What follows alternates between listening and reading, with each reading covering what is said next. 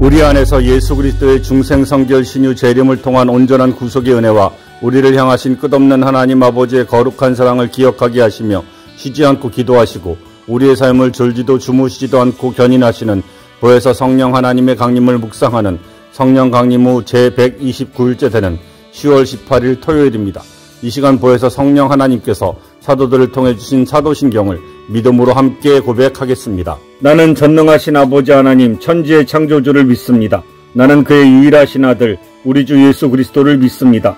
그는 성령으로 잉태되어 동정녀 마리아에게서 나시고 본디오 빌라도에게 고난을 받아 십자가에 못 박혀 죽으시고 장사된 지 사흘 만에 죽은 자 가운데서 다시 살아나셨으며 하늘에 오르시어 전능하신 아버지 하나님 우편에 앉아 계시다가 거기로부터 살아있는 자와 죽은 자를 심판하러 오십니다. 나는 성령을 믿으며 거룩한 공교회와 성도의 교제와 죄를 용서받는 것과 몸의 부활과 영생을 믿습니다. 아멘. 성령 강림 후 제129일째 되는 날인 10월 19일 토요일 함께 묵상할 하나님의 말씀은 에베소서 4장 11절에서 12절까지의 말씀입니다. 그가 어떤 사람은 사도로, 어떤 사람은 선지자로, 어떤 사람은 복음 전하는 자로, 어떤 사람은 목사와 교사로 삼으셨으니 이는 성도를 온전하게 하여 봉사의 일을 하게 하며 그리스도의 몸을 세우려 하심이라. 아멘. 오늘 우리가 에베소서 4장 11절에서 12절까지의 말씀을 중심으로 묵상할 제목은 그리스도의 몸을 세우는 선지자의 은사입니다. 오늘 우리는 보혜사 성령께서 주님의 몸된 교회를 세우는 사도, 선지자, 복음을 전하는 자, 목사, 교사라는 5개의 지도력 은사 중 선지자의 은사를 통해 선으로 악을 이기는 힘을 묵상하고자 합니다. 선지자는 헬라어로 프로프테헤스입니다. 곧 하나님을 대신하여 말하는 대언자입니다.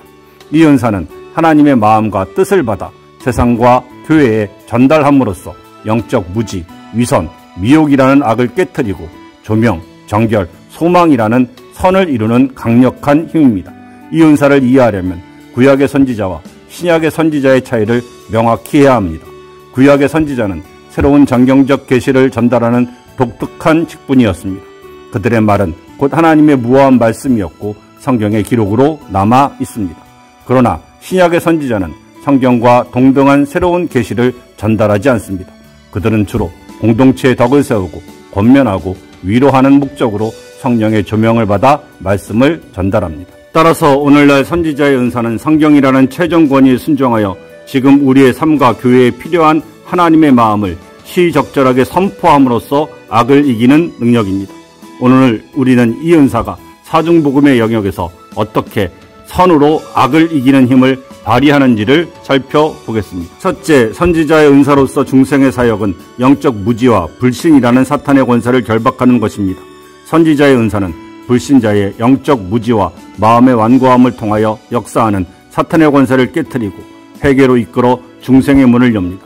사도 바울은 고린도전서 14장 24절에서 25절까지의 말씀에서 불신자를 회개로 이끄는 예언의 은사에 대해서 말하고 있습니다. 바울은 불신자가 교회에 들어왔을 때 선지자가 예언하면 그 마음이 드러날 것이라고 했습니다. 그 사람은 내면의 비밀이 폭로됨에 따라 죄를 깨닫고 중생하여 하나님께 경배하게 됩니다. 따라서 선지자의 은사를 가진 사람은 영적 무지를 깨트리고 회개와 중생의 역사를 소망하며 하나님의 나라를 선포하며 살아야만 합니다. 둘째, 선지자의 은사로서 성결의 사역은 위선과 타협 등을 통해 역사하는 사탄의 유혹을 정복하는 것입니다. 선지자의 은사는 성도와 공동체의 위선, 거짓, 타협이라는 악을 용납하지 않습니다. 하나님의 준엄한 경고와 깊은 사랑을 함께 선포하여 개인과 공동체를 성결의 길로 돌이키게 합니다. 세례 요한은 회개하러 나온 바리새인과 사두개인들의 거짓된 회개인 위선을 지적하며 독사의 자식들이라고 강하게 책망했습니다. 그는 말로만이 아닌 회개에 합당한 열매를 맺는 참된 성결한 삶을 촉구하며 죄악의 악을 이기게 했습니다. 따라서 선지자의 은사를 가진 사람은 위선과 타협의 악을 드러내고 공동체를 성결로 이끌어 가야만 합니다. 셋째, 선지자의 은사로서 신유의 사역은 절망과 불가능을 통해 역사하는 사탄의 권세를 소멸하는 것입니다. 선지자의 은사는 인간적인 절망과 불가능이라는 악이 지배하는 상황에서 하나님의 주권적인 능력을 선포하여 신유를 일으킵니다. 빚 때문에 아들을 빼앗길 위기에 처한 과부가 엘리사 선지자를 찾아왔습니다. 그때 그는 하나님의 도우심을 예언했습니다. 그 예언대로 과부는 기름이 마르지 않는 기적을 통해 빚을 갚고 아들을 지켰으며 이는 불가능의 악을 이기는 신유의 증거가 되었습니다. 따라서 우리는 선지자의 은사로 절망의 상황을 역전시키고 하나님의 능력으로 신유를 체험하며 살아가야만 합니다. 넷째, 선지자의 은사로서 재림의 사역은 미혹과 배교를 통해 역사하는 사탄의 권세를 소멸하는 것입니다. 선지자의 은사는 종말의 시대에 미혹과 거짓이라는 악에 대하여 경고하고 재림의 확실한 소망을 미리 보여주어 성도들이 배교를 하지 않도록 견고하게 합니다. 신약의 선지자 아가보는 성령으로 흉년이 들 것을 예언하여 예루살렘 교회가 미리 구제를 준비하게 했습니다. 또한 바울의 환난을 예고하여 영적 준비를 돕는 등 다가올 악에 대한 통찰을 주었습니다. 따라서 우리는 선지자의 은사로 미혹의 악을 분별하게 하고 재림의 소망 안에서 성도들을 깨어 준비시키는 삶을 살아야만 합니다.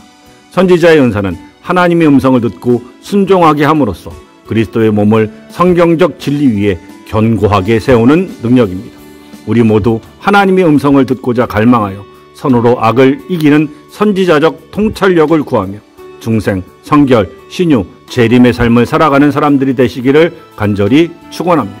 오늘의 기도를 이 시간 함께 드리겠습니다. 주 예수님 성령을 통해 주신 선지자의 은사로서 주님의 몸된 교회가 선으로 악을 이기고 그리스도의 몸인 교회를 중생, 성결, 신유, 재림의 은혜와 재림의 소망으로 세우게 하여 주옵소서. 예수님의 이름으로 기도하옵나이다. 아멘. 이 시간 다 같이 중생, 성결, 신유, 재림의 온전한 구속의 은혜를 주신 우리 주 예수 그리스도께서 가르쳐 주신 주기도문을 믿음으로 함께 드리겠습니다. 하늘에 계신 우리 아버지, 아버지의 이름을 거룩하게 하시며 아버지의 나라가 오게 하시며 아버지의 뜻이 하늘에서와 같이 땅에서도 이루어지게 하소서.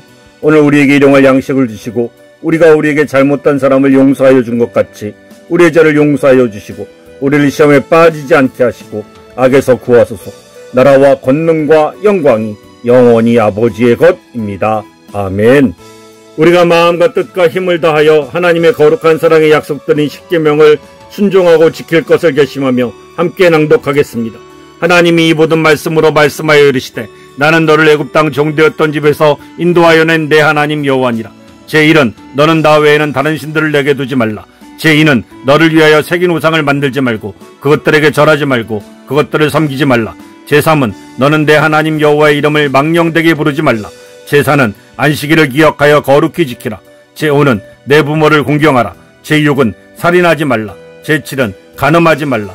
제8은 도둑질하지 말라. 제9는 내 이웃에 대하여 거짓 증거하지 말라. 제10은 내 이웃의 집을 탐내지 말라. 아멘.